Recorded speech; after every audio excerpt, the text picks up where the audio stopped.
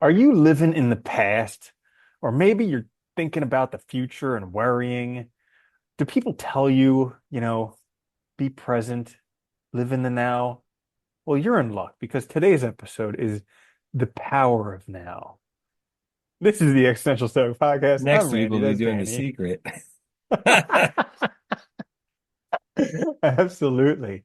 So, I'm not going to give any hints as to where we're getting the titles from our recent episodes, but what do you think? Is there something to living in the now? I mean, yeah, I think it's hard, but I think, Oh, yeah, there's definitely definitely. something to it. It's funny because I don't, it's all we have. It's such a weird thing to think about time because it is like all we really have is right now what's going on. Really, the past and the future, they exist in the sense they're connected to it. Like they make the now like present and, perpetuates whatever. But yeah, it's really weird because you can't, I think it's hard for us though to just sit in this moment without thinking about either being heavily influenced by something in the past or thinking about what's to come and then using that to guide us rather than like the present. It's really difficult.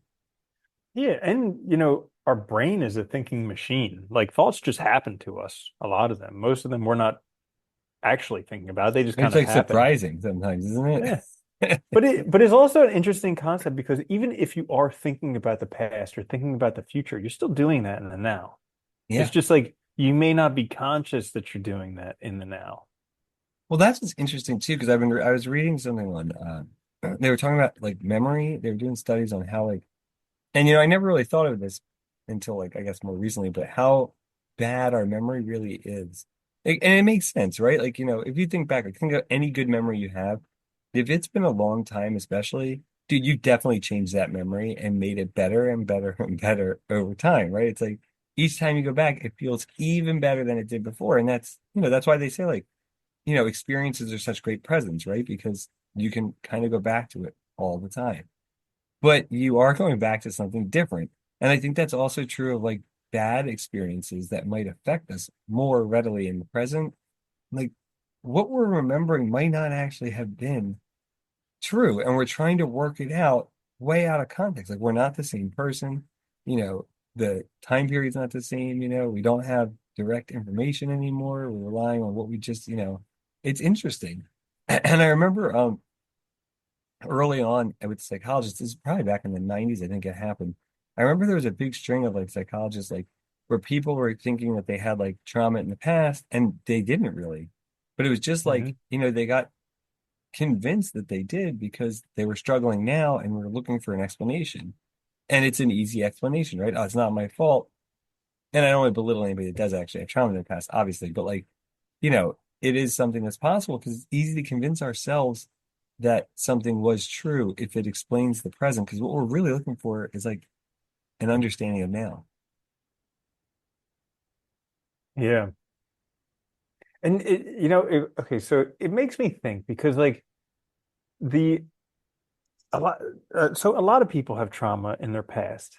And it's not like most people are intentionally trying to harm others. Most I think, people. Some yeah. people are, but most people are not. For the most part, people are generally good. But it's like, how does this stuff happen anyways? It makes you wonder. Because we don't know what we're doing. Hmm.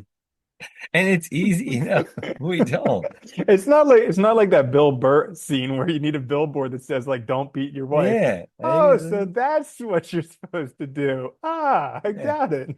It is funny that no, it Yeah. is. It's like, I don't think we really know and we're not like it takes effort to be aware of other people and what they're feeling and how they're experiencing something. And like, especially Hmm. with kids, like, I mean, I could imagine not even knowing how it's going to affect them until later, right? Like, especially something like you might not even realize, that Well, something's going to it, bother and, them. and that's the tricky thing because I don't remember much before I was around like 5 to 7 years old. Like my Okay. parents asked me, they're like, "Do you remember to going to Disney World?" I'm like, "Nah, no memory," and that was before memories existed. Yeah. And but like I see parents running around with their children who they're like children are trying to get their attention. The parents just not paying any attention, just on their phone all the time. And I'm like, man, that's a terrible parent. But then I'm thinking to myself, well, kid's not going to remember. Doesn't matter. Yeah, my Unless unless they're sitting on a therapist's couch in like 30 years and being like, my dad never paid attention to me. I was pulling and pulling and pulling, and he just wouldn't look at well, me. that's the thing, right? You don't know. And like Yeah. you don't know how these things are going to come up and if they're going to become like, and I think that's also part of it because it's like we're constantly trying to understand, make ourselves intelligible, right? Make the world make sense. And I think for a lot of people, we talked about this before, but like, there's so much information that it's like harder and harder to make sense of things. It feels like we're in crazy town all the time, you know? And it Mhm. does because we're just bombarded with stuff. And so I think it just makes our job harder and harder. So we're constantly looking for things to explain why do I feel this way? Why are things so out of sorts? Why is this the case? And any reasonable explanation is reasonable, right? Even though it might have no basis in reality, in some sense, it almost doesn't matter because it's an explanation. And I think that's why living now is so interesting because it's like we so rarely do. Like we're constantly trying to understand the now, but we're very rarely like here. Yeah. I agree with you that we're very rarely here, but I also think that we're like more we're there's nowhere we can be but here. And like even though even see like this is I mean we just did an episode on the subtle art of not giving an F. And this is one thing that grinds my gears is like the marketing of being here and now. No, I Like know. the freaking like ego trip that people get from being better from being more enlightened than everybody else. I'm mindful. I practice The mindfulness, woke man. Yeah, culture, everything. Because it's like, I mean, I just spoke with some dude who did one of these Vipassana retreats. And like, I don't know what which is that like is. it's a 10-day meditation retreat, but it's like it's kind of like the grind version of it, where they make you sit for like 12 hours a day, not move, not do anything. And so Which is like actually counterproductive. well, I mean, But it can be. after after you get over the pain and everything, yeah, it's awesome and like it's cool. But this dude was on a total ego trip about being like more woke than everybody else because he's done like five of these things and that's harder than anybody else can do. And now he helps guide these things. And I was just like, this is the reason why I personally don't want to do it because I got to Yeah. deal with people like this who are just so woke that it's like hard to be in their But presence. you know Like, what's funny should though? I bow down to you? Like, But you how know do I what's start meditating? but what's funny is they're doing it for all the wrong reasons. That's what Hmm. cracks me up is like if you read Buddhism and stuff like that is the wrong reasons to get into it. Hmm. Absolutely. Because like one, you're not even getting what you're supposed to be getting out of it. If all you're focused on is how woke you are, how awesome you are from doing this thing, you know? And it's funny. But I think that's also like that's the future coming into play, right? Like he's probably not present. He's thinking about how cool he's gonna when he Yeah, finishes he's this just thing and suffering through it so that he can get through it and tell other people how awesome it is and instead of actually how but cool he is. and that's it, right? That hits the nail on the head. Instead of actually having the experience and experiencing it, we're focused on what we can tell people afterwards, how we think this will make us look, all these things in the future, that idea of ourselves that we're trying to build. And Mhm. instead of actually, participating and being Realizing present, that the self doesn't exist. yeah, there's nothing. They're just a whole conglomerate of things. It's really interesting. I talk about these books way too often recently, It's but okay. like They're on your mind. the books by well, because I just keep listening to them over and over again. Like it was a while ago when I was listening to Naval Ravikant, and he was talking about how he'd rather just read the best 100 books over and over again than try and read more. So now whenever I find a book that like really does something, I just listen to it over and over again. And it's crazy because like these books, we think that we have this this thing, and a lot of the problems that we have in life, like anxiety and depression, they come because this self that we think we are is not the way that we want it. I told you, And like, yeah, it's like Nietzsche's conception of self as many souls. It's like a community. And they get in conflict. If you don't have yourself, like if you don't have a unity, right, you have internal conflict that causes anxiety, that causes depression, because you have drives that they're being basically fired inside instead of outside. They're being yeah, actualized inside. Yeah. and like he talks about depression, and he says like the two biggest uh misconceptions or cognitive distortions with depression is perfectionism and all or nothing thinking. And like they cause people to lose hope, become hopeless. And it's crazy because like with both of those, perfectionism and all or nothing thinking, they're very related. It's like I'm either all this or I'm all that. So if I'm Yeah. not perfect, if I haven't nailed everything 100%, then I'm worthless. I'm a failure. I Yeah. should just kill myself, something like that. And it's just absurd, but And it's everything is great. actually matters of degrees, not, not that. But that's totally, dude, like when I was depressed, I could totally remember thinking like that, right? Like I'll never have X, Y, or Z, therefore.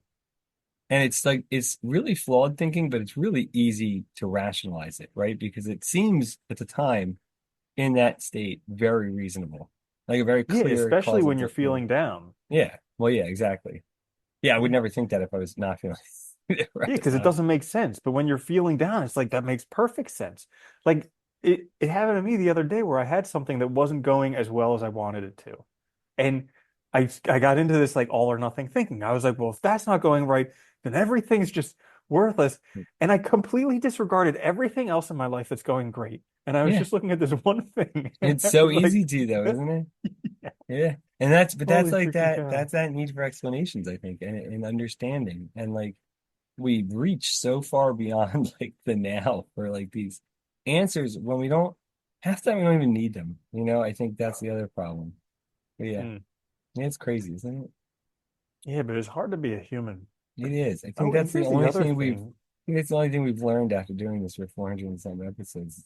It's Yeah, it's challenging hard to being be a a human. person. But the good news is it's just like it's a flash in the pan, you know? Might The not feel the like it, amount of but it time that we're is. here for, I know it's all. Like sometimes I'm just looking at my watch being like, okay, come on. But yeah, it is just a flash in the pan.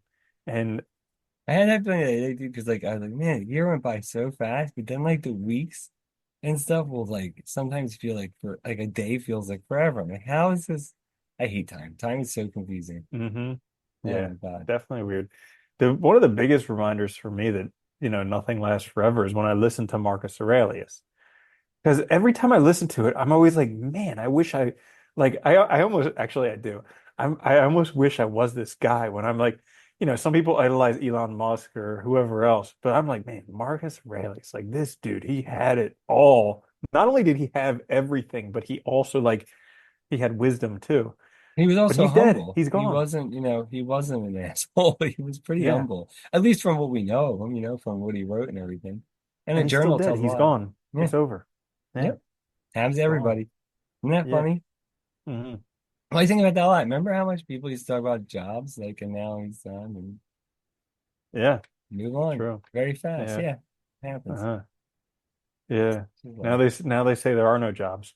Nope, none. But That's why I think that's also a good reason to live in the now, though, right? Is that like there is reason to try and be present because this is all you have. And if you're constantly focused on, yeah, and it's not even like you have it. It's just like you're borrowing it.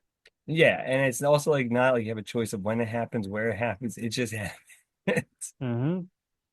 Yeah, that's the crazy stuff. You can't prepare for any of it. What a world, huh?